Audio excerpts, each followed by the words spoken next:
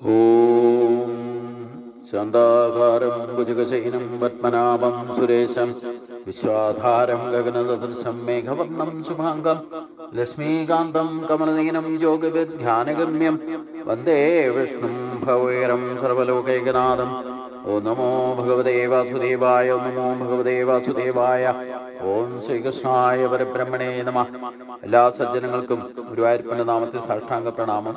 ശ്രീകൃഷ്ണ ചരിതാമൃതത്തില് സുദേവന്റെ അടുത്തേക്ക് ഭഗവാനും ബലരാമനും മഹർഷിമാരും ചെന്നു. ശ്രുതദേവൻ എന്ന ബ്രാഹ്മണൻ ഭഗവാനെ സ്തുതിച്ചുകൊണ്ടുള്ള സംവാദമാണ് നമ്മൾ ചിന്തിച്ചുകൊണ്ടിരുന്നത്. ഭൗതിക ലോകത്തിന്റെ മാലിന്യങ്ങൾ ഏശാതെ അതീന്ദ്രിയമായ ജീവിതം നയിക്കുന്ന ഭഗവാനെ പറ്റിയാണ് ഇവിടെ സുദേവൻ പറയുന്നത്. ഭൗതിക പ്രകൃതി ചെയ്യുന്ന കർമ്മങ്ങളുടെ പരമ നിയന്താവും മേൽനോട്ടക്കാരനുമാണ് അങ്ങ്. നിരീശ്വരന്മാർ ഭൗതിക പ്രകൃതിയുടെ പ്രവർത്തനങ്ങളെ നിരീക്ഷിക്കുക മാത്രമേ ചെയ്യുന്നുള്ളൂ. അങ്ങയെ അതിൻ്റെ ആദിമ പാശ്ചാത്തലവുമായിട്ട് കാണുന്നുമില്ല. അതേസമയം ഭക്തന് ഭൗതിക പ്രകൃതിയുടെ ഓരോ ചലനത്തിലും അവിടുത്തെ കൈകളെ പെട്ടെന്ന് കാണാൻ കഴിയുന്നു. അവിടുത്തെ ഭക്തന്മാരുടെ കണ്ണുകളെ മറയ്ക്കാൻ യോഗമായയുടെ മറയ്ക്ക് ആകുന്നില്ല. ഭക്തിശൂന്യതയുടെ കണ്ണ് മറയ്ക്കാൻ കഴിയും, പക്ഷേ ഭക്തിശൂന്യന് അങ്ങയെ കണ്ണോട് കണ്ണ് കാണാനാവില്ല.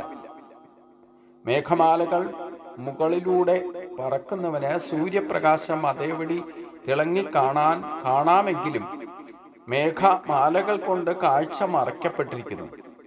സൂര്യനെ കാണാൻ പറ്റാത്തതുപോലെ പ്രിയപ്പെട്ട ഭഗവാനെ, അവിടേക്ക് എൻ്റെ സാദര പ്രണാമങ്ങൾ. സ്വയം പ്രകാശിക്കുന്ന പ്രഭു, ഞാൻ അവിടുത്തെ നിത്യദാസനാണ്. അതിനാൽ അങ്ങയ്ക്ക് വേണ്ടിയിട്ട് ഞാൻ എന്താണ് ചെയ്യേണ്ടത് എന്ന് ദയവായി കൽപ്പിച്ചാലും. അങ്ങയെ കാണാൻ സാധിക്കുന്നത് വരെ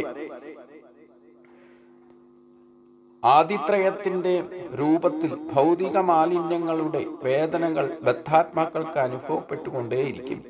കൃഷ്ണ അവബോധത്തിന്റെ വികസന ഫലമായിട്ട് അങ്ങയെ കാണാൻ കഴിയുന്ന നിമിഷത്തിൽ തന്നെ ഐഹിക ജീവിതത്തിന്റെ വേദനകൾ ഒന്നോടെ നശിക്കുകയും ചെയ്യും. പരമപുരുഷനായിരിക്കുന്ന കൃഷ്ണന് സ്വാഭാവികമായിട്ടും ഭക്തന്മാരോട് അളവറ്റ വാത്സല്യമുണ്ട്.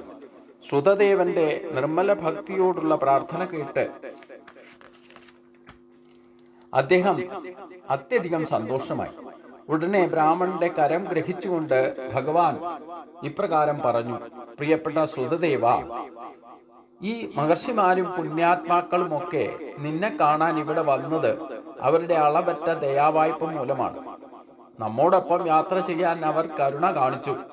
പോകുന്നിടത്തൊക്കെ കേവലം തങ്ങളുടെ പാദരേണുക്കളുടെ സ്പർശം കൊണ്ട് തന്നെ അവർ അന്തരീക്ഷമാകെ ആത്മജ്ഞാനം പോലെ പവിത്രമാക്കി തീർക്കുന്നു.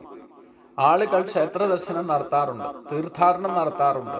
ഇത്തരം പ്രവൃത്തികളിലൂടെ സുദീർഘമായ സമ്പർക്കം കൊണ്ട്, അതാത് സ്പർശം കൊണ്ടും ആരാധന കൊണ്ടും ക്രമേണ അവർ വിശുദ്ധരായിത്തീരുന്നു. എന്നാൽ ഇവരെ പോലുള്ള മഹർഷിമാരുടെയും പുണ്യാത്മാക്കളുടെയും ദർശനം കൊണ്ടു തന്നെ ഒരുവൻ പൂർണ്ണമായും വിശുദ്ധനായിത്തീരും. അപ്പോൾ ഈ തീർത്ഥാടനങ്ങളുടെയും ക്ഷേത്ര ദർശനത്തിൻ്റെയും ഉദ്ദേശ ലക്ഷ്യം എന്താണ്? പ്രത്യക്ഷ ഭക്തി ആയാലും പ്രകടന ഭക്തി ആയാലും അതൊക്കെ നമ്മുടെ മനഃശുദ്ധിക്ക് ഇല്ലേ, ആത്മശുദ്ധിക്ക് വേണ്ടിയിട്ടാണ്, വിശുദ്ധന്മാരാക്കി തീർക്കുന്നതിനാണ് ഇത്തരത്തിലുള്ള ക്രിയകൾ ചെയ്യുന്നത് എന്ന് കൂടി ഭഗവാൻ ഇവിടെ സൂചിപ്പിക്കുന്നുണ്ടർത്ഥം. എന്നാൽ സത്സംഗത്തിലൂടെ, അതായത് ഭഗവാനെ നേരിട്ട് കാണുക, ഋഷിമാരെ അതുപോലുള്ള ഭഗവാന്റെ പാർഷദന്മാരായിട്ടുള്ളവരെ നേരിട്ട് ദർശിക്കുക എന്നൊക്കെ പറയുന്നത് അതിലും എളുപ്പത്തിൽ ശുദ്ധി നൽകുന്നതാണ്. അതായത് സത്സംഗത്വേ നിസ്സംഗത്വം എന്ന് ശങ്കരാചാര്യർ എന്നെ വിശേഷിപ്പിച്ചിട്ടുണ്ടെങ്കിൽ, നമ്മളൊരു തീർത്ഥാടനം നടത്തുന്നതിലും പ്രത്യക്ഷത്തിലുള്ള ഫലം ലഭിക്കുന്നതാണ് സത്സംഗത്തിലൂടെ, സദ്ഗുരുക്കന്മാരുമായിട്ടുള്ള സമ്പർക്കത്തിലൂടെ, മഹാത്മാക്കളുമായിട്ടുള്ള സമ്പർക്കത്തിലൂടെ പെട്ടെന്ന് തന്നെ ആത്മശുദ്ധി കൈവരുത്താൻ എളുപ്പമാർഗമാണെന്നാണ് ഇവിടെ ഭഗവാൻ സൂചിപ്പിക്കുന്നത്. അതുകൊണ്ട് എന്നാൽ അങ്ങനെയുള്ളവരെ കാണുക എന്ന് പറയുന്നത് അത്രമാത്രം ഭക്തിയുടെ പാരമ്യയിൽ എത്തിയവർക്കാണ് അങ്ങനെയൊരു ഭാഗ്യം ലഭിക്കുക. ഇവിടെ സുധദേവൻ എന്ന ബ്രാഹ്മണന്റെ ഗ്രഹത്തിലേക്ക് ഭഗവാനും ഭഗവാന്റെ പാർഷദന്മാരും നേരിട്ട് ചെല്ലുക എന്ന് പറഞ്ഞാൽ അത്രമാത്രം കറകളഞ്ഞ ഒരു ഭക്തനായിരുന്നു ഈ ബ്രാഹ്മണൻ എന്നർത്ഥം. എന്നാൽ ഇവരെ പോലുള്ള മഹർഷിമാരുടെയും പുണ്യാത്മാക്കളുടെയും ദർശനം കൊണ്ട് തന്നെ ഒരുവൻ പൂർണ്ണമായിട്ടും വിശുദ്ധനായി തീരും. അത്രയ്ക്ക് ഗംഭീരമാണ് അവരുടെ സ്വാധീന ശക്തി. അവർ സഞ്ചരിക്കുന്ന വഴിയിലൂടെ പോലും അതിൻ്റെ പ്രകാശം ചൊരിയുന്ന പറയുന്നത്. പോസിറ്റീവ് എനർജി അവർ ഇടപെടുന്ന സ്ഥലങ്ങളിലോ ഇല്ലെ പോകുന്ന സ്ഥലങ്ങളിലോ ഒക്കെ അതിൻ്റെതായ പ്രകാശം ഇല്ലെ പ്രഭാവം അവിടെയൊക്കെ മണ്ണിലും തൂണിലും തുരുമ്പിലും ചെടികൾക്കും എന്ന് വേണ്ട എല്ലായിടത്തും അത് പ്രസരിക്കാൻ ഇടവരുന്ന പറഞ്ഞു. പുണ്യാത്മാക്കൾ വസിച്ചിരിക്കുന്ന സ്ഥലം ഇല്ലെ പോകുന്ന സ്ഥലം അവർ പ്രയാണം നടത്തുന്ന സ്ഥലം ഇതൊക്കെ പോസിറ്റീവ് എനർജി ഉണ്ടാക്കും. അതുകൊണ്ടാണ് തീർത്ഥസ്ഥാനങ്ങൾക്കൊക്കെ പ്രാധാന്യം വരുന്നത്. അപ്പോൾ പണ്ട് എത്രയോ വർഷങ്ങൾക്ക് മുമ്പാണ് ശ്രീകൃഷ്ണൻ വസിച്ചിരുന്ന ജീവിച്ചിരുന്ന വൃന്ദാവനം ഇല്ലെങ്കിൽ അതുപോലുള്ള പുണ്യതീർത്ഥങ്ങൾ അതൊക്കെ സന്ദർശിക്കുക, തീർത്ഥാടനം നടത്തുക എന്നൊക്കെ പറയുമ്പം അവിടെയൊക്കെ ഇന്നും അതിൻ്റെതായ പുണ്യാത്മാക്കൾ വസിച്ചിരുന്നതും അവരുടെ പാദസ്പർശം ഏറ്റിട്ടുള്ള പാദരേണുക്കളുടെ പ്രഭാവമുള്ള മൺതരികൾക്ക് പോലും അതിൻ്റെ ചൈതന്യം ഇന്നും ഉണ്ടെന്നാണ് അർത്ഥം. അതുകൊണ്ടാണ് തീർത്ഥാടനവും ക്ഷേത്രദർശനത്തിൻ്റെയൊക്കെ പ്രാധാന്യം ഇവിടെ കൽപ്പിക്കുന്നത്. അതുകൊണ്ട് അതിന് പുറമെ തീർത്ഥാടനത്തിൻ്റെയും ദേവതാ ആരാധനയുടെയും അതേ വിമലീകരണ ശേഷി ഈ പുണ്യാത്മാക്കളുടെ കാര്യം കൊണ്ട് കൈവരിക്കുകയും ചെയ്യും. ഇവിടെ ഭഗവാൻ പറയുന്നതാണ് നമ്മൾ ശ്രദ്ധിക്കേണ്ടത്. ഭഗവാൻ സുദേവനോട് പറയുന്ന കാര്യങ്ങളാണ് ഇവിടെ പറയുന്നത്. ഈ തീർത്ഥാടനത്തിൻ്റെയും ദേവതാ ആരാധനയുടെയും അതേ വിമലീകരണ ശേഷി ഈ സത്സംഗം കൊണ്ട്, അതായത് പുണ്യാത്മാക്കളുടെ കാരുണ്യം കൊണ്ട് കൈവരിക്കുകയും ചെയ്യും. ഒരു തീർത്ഥാടന കേന്ദ്രം പവിത്രമായി തീരുന്നത് അവിടെ ഇത്തരം പുണ്യാത്മാക്കളുടെ സാന്നിധ്യം ഉള്ളത് കൊണ്ടാണ്, ഇല്ലേ ഉണ്ടായിരുന്നത് കൊണ്ടാണ്. പ്രിയപ്പെട്ട സുതദേവ, ബ്രാഹ്മണനായിട്ട് ജനിക്കുമ്പോൾ തന്നെ ഒരുവൻ മറ്റു മനുഷ്യരെക്കാളൊക്കെ ശ്രേഷ്ഠനായി തീരുന്നു. അങ്ങനെ ഉള്ള ബ്രാഹ്മണൻ ബ്രാഹ്മണ ധർമ്മം അനുസരിച്ചുകൊണ്ട് ആത്മസംതൃപ്തനായി തപോ അനുഷ്ഠാനങ്ങളോടെ ബ്രഹ്മനിഷ്ഠനായിക്കൊണ്ട് വേദാഭ്യാസനം നടത്തി നമ്മുടെ ഭക്തിയുത സേവനത്തിൽ നിരതനായാൽ, അഥവാ മറ്റൊരു തരത്തിൽ പറഞ്ഞാൽ ബ്രാഹ്മണൻ വൈഷ്ണവനായി തീർന്നാൽ എത്ര അത്ഭുതകരമായിരിക്കും അദ്ദേഹത്തിന്റെ മഹത്വം. നമ്മുടെ ചതുർബാഹുവായിരിക്കുന്ന നാരായണ രൂപം ഒരു ബ്രാഹ്മണ വൈഷ്ണവന് തുല്യം നമുക്ക് പ്രതീതി അരുളുന്നില്ല. ബ്രാഹ്മണൻ എന്നാൽ തികഞ്ഞ വേദജ്ഞാനി എന്നാണ് അർത്ഥം, അതായത് ബ്രഹ്മജ്ഞാനി എന്നാണ് അർത്ഥം. ബ്രാഹ്മണൻ പൂർണ്ണ ജ്ഞാനത്തിന്റെ സവിശേഷ മുദ്രയാണ്. എല്ലാ ഈശ്വരന്മാരിലും വെച്ച് പൂർണ്ണത വന്ന പ്രത്യക്ഷമാണ് നാം. അല്പബുദ്ധികൾ നമ്മെ ഉത്തമജ്ഞാനിയായിട്ട് അറിയുന്നില്ല. ബ്രാഹ്മണ വൈഷ്ണവന്റെ സ്വാധീന ശക്തിയും അവനൊട്ട് അറിഞ്ഞുകൂടാ. ഭൗതിക പ്രകൃതിയുടെ ത്രിഗുണങ്ങൾക്ക് വിധേയരായിട്ട് അവർ നമ്മെയും നമ്മുടെ നിർമ്മല ഭക്തന്മാരെയും വിമർശിക്കാൻ ധൈര്യപ്പെടുകയും ചെയ്യും. ഒരു ബ്രാഹ്മണ വൈഷ്ണവന് അഥവാ ബ്രാഹ്മണ്യ വിധാനത്തിലുള്ള ഒരു ഭക്തന് നമ്മെ അവന്റെ ഹൃദയത്തിനുള്ളിൽ സാക്ഷാത്കരിക്കാനാകും. അതിന്റെ ഫലമായിട്ട് ഈ പ്രപഞ്ച പ്രത്യക്ഷവും അതിൻ്റെ വിവിധ രൂപങ്ങളും ഭഗവാന്റെ വിവിധ ശക്തികളുടെ പ്രഭാവങ്ങളാണെന്ന് മനസ്സിലാക്കാനും അവന് സാധിക്കും. അങ്ങനെ ഈ മുഴുവൻ ഭൗതിക പ്രകൃതിയെയും മൊത്തം ഭൗതിക ശക്തിയെക്കുറിച്ചും അവന് വ്യക്തമായ ഒരു ബോധമുണ്ട്. അതിനാൽ ഓരോ പ്രവൃത്തിയിലും അത്തരം ഒരു ഭക്തൻ നമ്മെ മാത്രമേ കാണുന്നുള്ളൂ, മറ്റൊന്നിനെയും കാണുന്നില്ല. യഥാർത്ഥ ഭക്തിയുടെ പ്രഭാവത്തെയാണ് ഇവിടെ ഭഗവാൻ സൂചിപ്പിക്കുന്നത്. പ്രിയപ്പെട്ട സുതദേവ, അതിനാൽ ഈ പുണ്യാത്മാക്കളെയും ബ്രാഹ്മണരെയും മഹർഷിമാരെയും നമ്മുടെ യഥാർത്ഥ പ്രതിനിധികളായി സ്വീകരിച്ചു കൊള്ളുക. അവരെ വിശ്വസ്തയോടെ ആരാധിക്കുക വഴി നിങ്ങൾ നമ്മെ കൂടുതൽ ശുഷ്കാന്തിയോടെ ആരാധിക്കുകയായിരിക്കും ചെയ്യുക. നമ്മുടെ ഭക്തരെ ആരാധിക്കുന്നത് നമ്മെ നേരിട്ട് ആരാധിക്കുന്നതിനേക്കാൾ ശ്രേഷ്ഠം ആയി നാം കണക്കാക്കും. നമ്മുടെ ഭക്തരെ ആരാധിക്കാതെ നമ്മെ നേരിട്ട് ആരാധിക്കാൻ ശ്രമിച്ചാൽ ആ ആരാധനം അത് എത്ര തന്നെ ആർഭാടപൂർവമായിരുന്നാലും നാം കൈക്കൊള്ളുകയില്ല.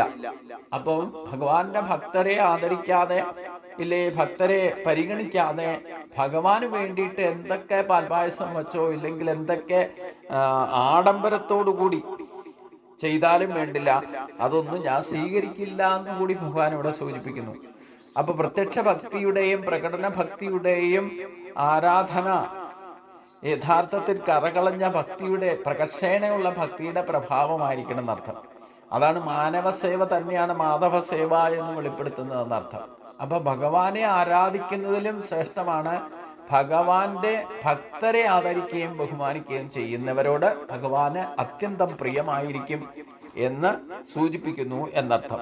ഇപ്രകാരം ഭഗവാന്റെ നിർദ്ദേശപ്രകാരം സുതദേവ ബ്രാഹ്മണനും മിഥിലാധിപനും കൃഷ്ണനെയും അദ്ദേഹത്തിന്റെ അനുയായികളെയും മഹർഷിമാരെയും പുണ്യാത്മാക്കളായുള്ള ബ്രാഹ്മണരെയും തുല്യരായ ആധ്യാത്മിക പ്രാധാന്യത്തോടെ ആരാധിച്ചു പോന്നു. ബ്രാഹ്മണരും രാജാവും ഒടുവിൽ ആധ്യാത്മിക ലോകത്തിലേക്ക് മാറ്റപ്പെടുകയെന്ന പരമലക്ഷ്യം നേടുകയും ചെയ്തു. ഭക്തന് ഭഗവാൻ കൃഷ്ണനെ അല്ലാതെ മറ്റാരെയും അറിയില്ല. കൃഷ്ണന് ഭക്തനോട് അത്യന്തം വാത്സല്യവുമാണ്. മിഥിലയിൽ സുതദേവ ബ്രാഹ്മണന്റെ ഗ്രഹത്തിലും മിഥിലയിൽ സുതദേവ ബ്രാഹ്മണന്റെ ഗ്രഹത്തിലും രാജാ ബാഹുലാശന്റെ കൊട്ടാരത്തിലും ഭഗവാൻ കൃഷ്ണൻ ഒരേപോലെ രണ്ട് ഭാവത്തിൽ താമസിച്ചിരുന്നു.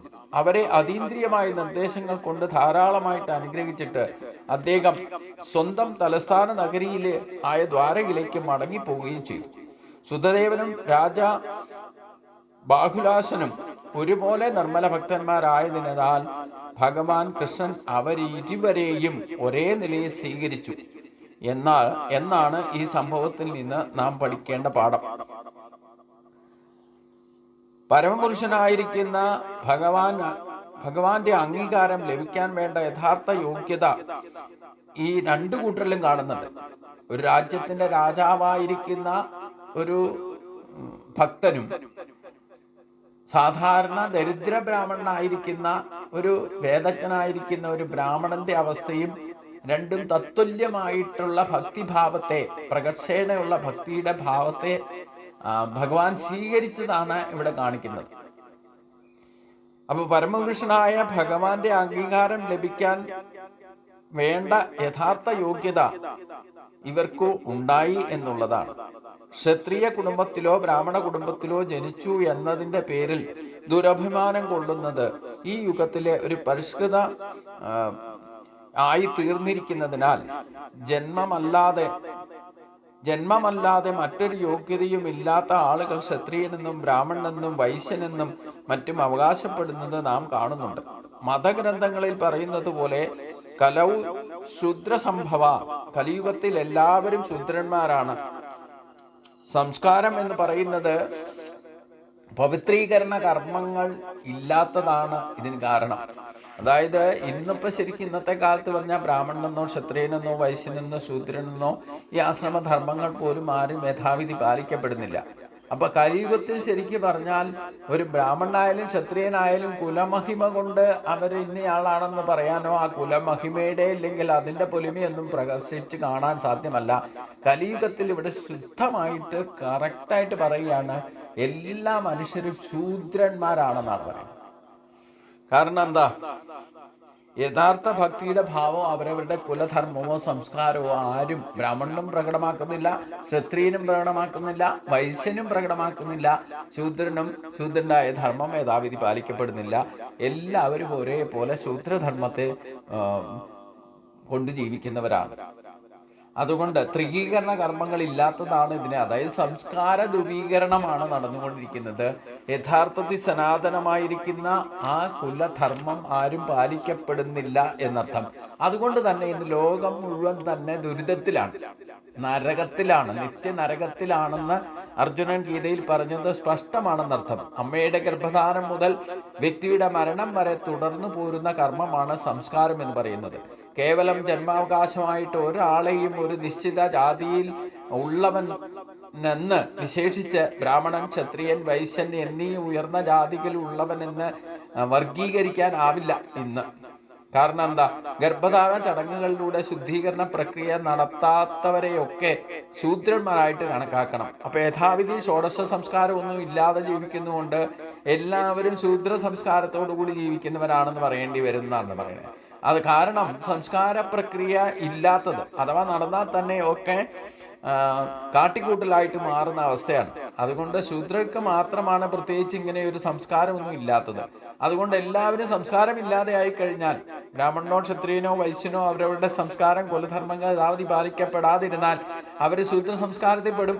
ഒന്നും വേണ്ട വിധത്തിൽ ചെയ്യാത്തവരാണ് ശൂദ്രന്മാര്.